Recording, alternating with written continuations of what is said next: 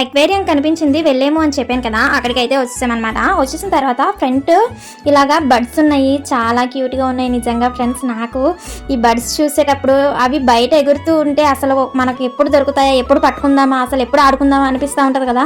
అలాంటిది ఇప్పుడైతే మనకు కావాల్సిన బర్డ్స్ ఉన్నాయి, అక్కడ చూసుకోవచ్చు, వాటితో ఆస్వాదించవచ్చు, ఆడుకోవచ్చు. మనమైతే వాటితో ఫుల్గా ఆడుకోవచ్చు. కానీ పాప మైక్ బందీగా ఉన్నాయి కదా, ఎప్పుడు అక్కడి నుంచి బయటకు వచ్చేద్దామా అనేసి అయితే ఉంటుంది. ఎటువంటి కల్మషం లేని పక్షులు ఇవేనమాట. అయితే ఇవన్నీ చూసిన తర్వాత నాకు ఒకటి అనిపించింది, మనమే అసలు ఇంట్లోని బందీ చేసేస్తే అసలు బయటకు రావడానికి అంతలా ఇబ్బంది పడిపోతూ ఉంటాం కదా ఇంటి నుంచి. అలాంటిది అవి అన్ని డేస్ అక్కడ అలా ఉంటాయి కదా, వాటికి ఒక్కసారి వదిలితే ఎంత హాయిగా బయట ఎగురుతాయో అనిపించింది. వీటన్నిటిలోని ఇక్కడ ఒక ప్రేమ జంట కనిపించింది. మనుషుల్లోనే కాదు, పక్షుల్లో కూడా ఉన్నారనమాట. రెండు పక్షులను చూసినప్పుడు నాకు చాలా ముచ్చటేసింది, నిజంగా చాలా హ్యాపీగా అనిపించింది, చూస్తూ ఉండాలనిపించింది. ఎక్కువగా చూసి వాళ్ళ ప్రేమకు నా దిష్టే పెట్టేసేలా ఉన్నాను.